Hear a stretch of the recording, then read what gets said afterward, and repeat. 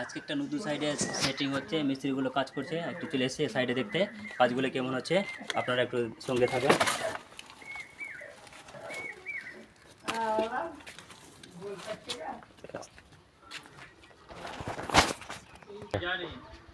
ওই মিস্ত্রিরা ঘুরদা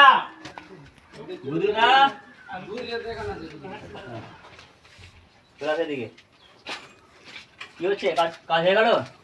মানে আজকে তাড়াতাড়ি কাজ সামনে দিলে কি ব্যাপার আছে? 5টা বেজে গেছে যে 5টা এখনই 5টা বেজে গেল। এখনই মানে কি 8টার সময় আসলাম মানে 5টা বেজে গেল। 8টা থেকে এসে 5টা বেজে গেল। 5টা থেকে 5টা কেন 5:30 অবধি কাজ করলে চলবে না? ওই আধা ঘন্টা কাজ করবা তো ওইটা ঠিকাদারের লাভ, আর ওইটা তোমরা ছেড়ে চলে যাচ্ছ। কীভাবে চলবো আমরা? হবে ডেলি তো হচ্ছে, আবার হবে কাজ আর কি হচ্ছে কেন? আধা ঘন্টা লাগিয়ে দিয়ে কাজ কি হবে? কিছু বিয়ে যাবে তোমাদের না কিছু ক্ষতি হয়ে যাবে? ক্ষতি হবে না তো, চান টান করবো না, বাড়ি যাবো, চান টান করতে হবে। তোমরা যখন ঢালাই করতে যাচ্ছ তো কোনোদিন ঢালাই 3টার সময় চলে যাচ্ছে, কোনোদিন 2টার সময় চলে যাচ্ছ।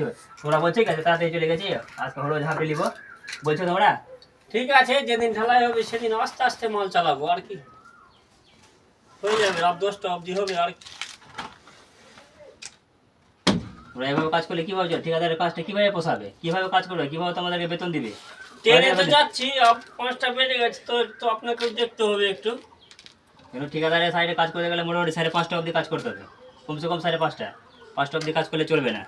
তোমরা একটু অবশ্যই মনে রাখবা যে ঠিকাদারকে বাজে, ঠিকাদার নাম আছে, ঠিকাদার তোমাদের কাজ কীভাবে করাবে?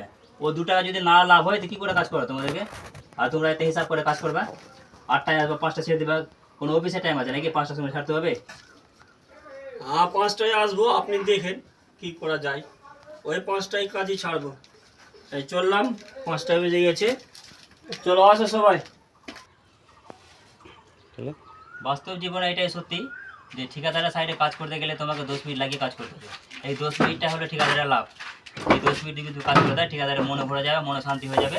এই 10 মিনিটই কাজ হলে তোমাদের ঠিকাদার। অবশ্যই মনে রাখবা, কিছু করবো না, ঠিক আছে? অবশ্যই।